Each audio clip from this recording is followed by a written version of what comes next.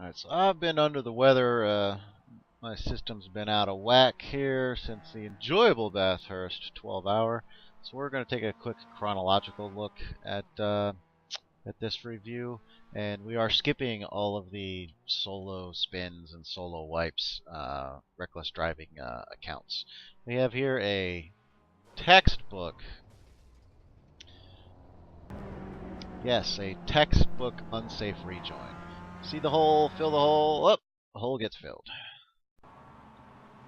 Gonna get a number of things go wrong here on the start. We've got a relatively organized line on the right, and we have a good run, well, bad run, going up the left for a 3-wide situation and a full pass prior to the start-finish line.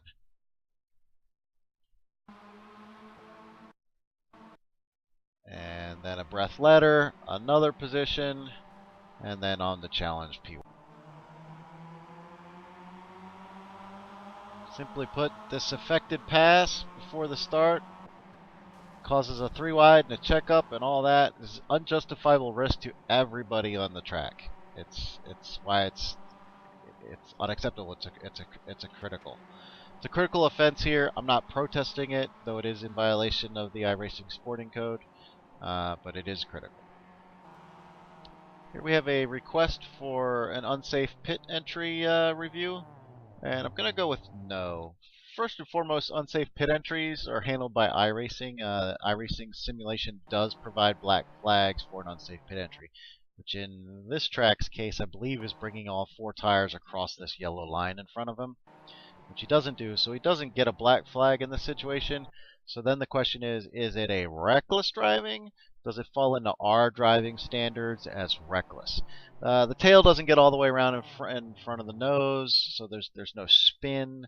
It doesn't come to a complete stop. It doesn't hit anything.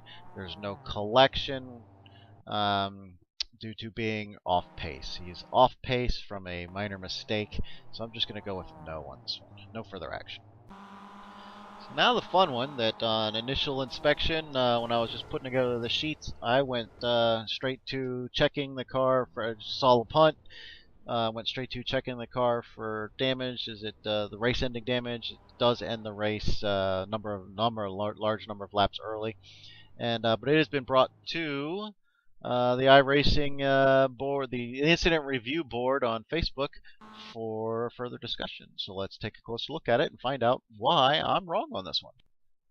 Most importantly, what we end up with is we have the blue flag car facilitating by an unexpected measure of brakes on the racing line.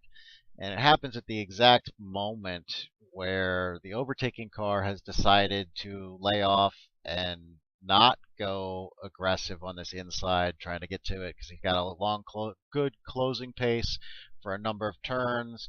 He clearly won to see if he can get there and take this apex. He decides against it for the safer measure of both cars involved, and lays low. You can see him close to the white line, where he's laying in to wait for the pass until after the hill and the chicane. And then the contact happens here at he's turning in to try and avoid it, so he sees it just at the moment. But these brakes by our blue flag are substantial. It's a dramatic braking right on the racing line, right through here, just the racing line.